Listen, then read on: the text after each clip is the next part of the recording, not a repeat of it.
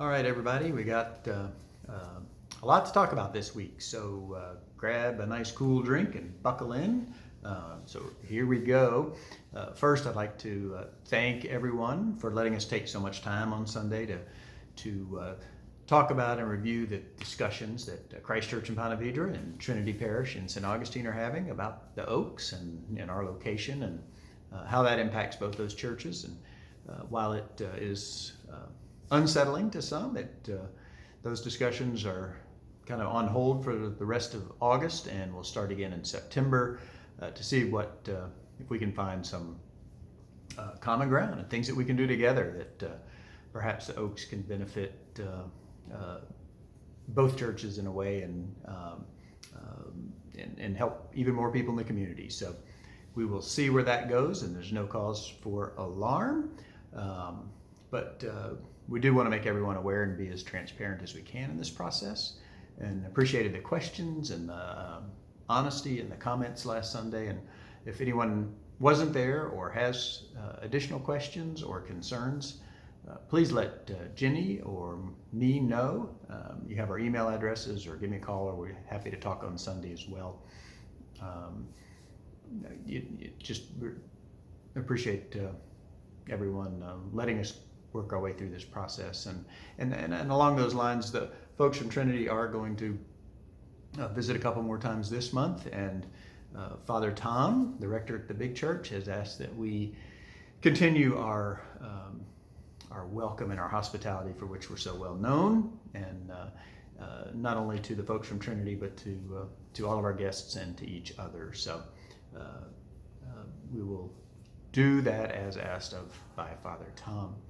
There's some great news. Mike Cleary did a great financial report for Mother Sandy and comparing our giving to some historical data, and we are right on track. We're equal to previous years, which is really exciting on a couple of fronts. One, because we moved, and two, we also had the Port in the Storm Challenge, which, as you know, raised right at $100,000 to get those teenagers back in their home, which was flooded, and get them out of the dining room at St. Francis House. So when you throw in those two considerations, maintaining our level of offering is just fantastic news, and thanks to Mike for doing that research for us. We also are looking, and attendance is holding really strong. In fact, we actually have gained some new members. Normally the summer's down a little bit, but we really haven't experienced that too much. And the move from Serenata down to the Oaks just has not had a negative impact on what we're trying to do. And that says a lot for you as the congregation, and your ongoing willingness to invite new folks in and show them what we're all about, and then welcome them and encourage them to be a part of what's happening. Sandy and I had a long talk, Mother Sandy and I had a long talk yesterday just about the Oaks in general and its success. And you know, we agreed that it's done so well because we're focused on the right things, on number one, worship, and number two, service to the community, and we're not hung up on all the traditional trappings of a church and buildings and all the things that can really take away the focus. And like we said on Sunday, the Oaks is just such a great model for the national church and for a new way to do church in a successful way, as we've proven. And folks are noticing. Folks are wondering what it is that we're doing so well, and y'all should feel really, really good about that, and continue those efforts. It is the right kind of work, and it has definitely paid off in many, many ways. Your commitment and to the vision of what we're trying to create is what's making it happen. So thank you for that. I think the other thing is the sense of community y'all have created with each other, and willingness to invite new people into that community. So often a group comes together that way and then doesn't want new people in, and just you all have not done that at all.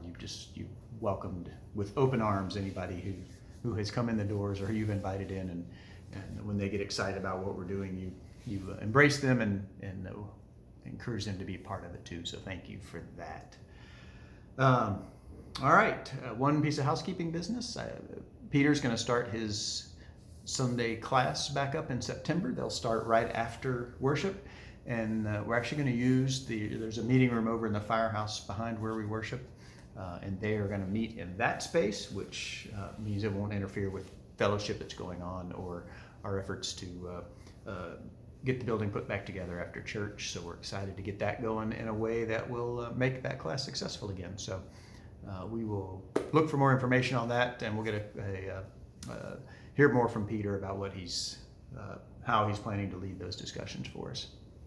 All right, I think that's it. This will indeed be my longest taped message ever, so I'm sorry about that, but I had a lot I wanted to say, important stuff, and we will be at 120 Meadow Lane at 9 o'clock on Sunday, Christ Church Among the Oaks, and we look forward to seeing everyone, and we sure hope you'll bring your neighbor, bring your friends, and let them see what it's all about.